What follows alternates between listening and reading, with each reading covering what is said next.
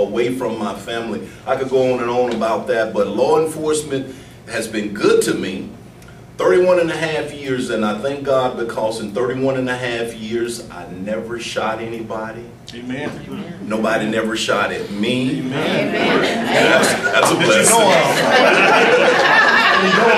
That's a blessing. But God had a hedge around me, and He protected me from any hurt, harm, or danger that would come upon me. But when I talked to Harold, he said he wanted me to talk about safety. I did a little research, and well, let me back it up a little bit.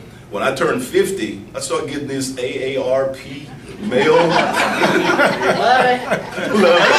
And I said, I'm gonna, when it's all over, I'm gonna talk to you. Y'all tell me what's the benefit of it, because yet I've not enrolled in any AARP, but they say it's a benefit in being in that. But again, thank you for inviting me here to the Kingston Baptist Church located at 8900 Kingston Road. Right.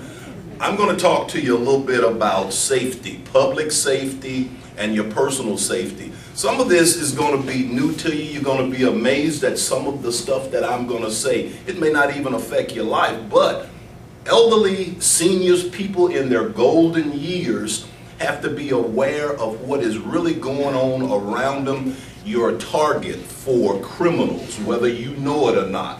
We go to the grocery store, we go to church. A lot of things we do, it's routine. It's routine. You go to the beauty shops. Me, I go to Walmart every Friday night, whether I need something or not. I don't know why. I go to Walmart every Friday night, no matter what. I think it's to talk to the people, because I'm doing more talking than I am shopping. But I'm going to talk to you about being safe from hurt, injury, danger, and the risk of being danger. What we don't realize is our country is getting older, and we have more senior people, seasoned people like yourself. In fact, people are actually living longer. Today, 1 out of every 8 people are over the age of 65. And that's about 40 million people. And by the year 2030, that number is expected to jump to about 72 million people living longer and over the age of 65. But people are reaching their golden age, and it's important that you take proper security measures and protection of yourself. There are so many things I'm going to say, but I'm going to try to condense it so you don't get bored listening to it. And in the end, if you have any questions, hopefully I'll be able to answer the questions. But I said seniors are a target for fraud and financial crimes, because some of you have built up pretty substantial assets. You own your own homes, you've retired, you have pretty large bank accounts that you can live off. Criminals actually know that you have these assets. And another thing, like I said, you're easy to find. I'm not trying to scare you, but if you are of a criminal nature, criminal mind, the elderly, the seniors, people in their golden years are pretty easy to find. Where can I find you? At home. At home. How can I reach you? I can reach you by phone. I can knock on your door. I can reach you if anybody in here has a Facebook page, email, you get on the computer. Okay, I see a lot of them shaking head, no, no, no. But if you, but you're at home. I can knock on your door. You have a bank account. Now watch this. You're at home. You have a bank account. Think about this one. Let's say, I'm going to keep a good round number. You have $100,000 in your bank account. Somebody call you at home, and they're telling you they're from your bank. How do they know? A lot of times you get stuff in your mail, you'll throw it right out. You don't, I have a shredder. I don't throw anything out. Junk mail, you know, they send you all these kind of cards, you tear them up. Somebody can tape them back together. Sometimes they can even, in a shredder that shreds straight, I have one that shreds confetti. They can actually go in your trash. You'd be amazed at who rambles through your trash. You think you throw it out and that's it. That is not the end of it. If you don't have a shredder, get you a shredder. But let's say your bank call you, or somebody pretending to be your bank.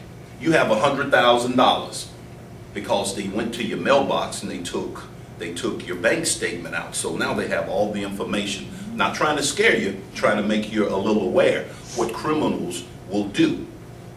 But this person has most of your information now except for your account number and your security code. So they start talking to you, and this is how people really get you. You remember when you was young, your mom would tell you, don't talk to strangers? Because if you talk to a stranger long enough, a stranger will convince you that something they are saying is true. But let's get back to you have $100,000 in your account. Somebody call you pretending to be the bank. They have all the information, everything sounds good from your phone number, your address, they know your husband, they know your children. It just sounds so good. But they need you to verify certain information about your account. You have $100,000 in your account. They even tell you how much is in your account because we're looking at the screen with your account. But we need you to verify certain information. I don't know how many of you would actually give them that information, but if you did, you just gave them access to everything that you own.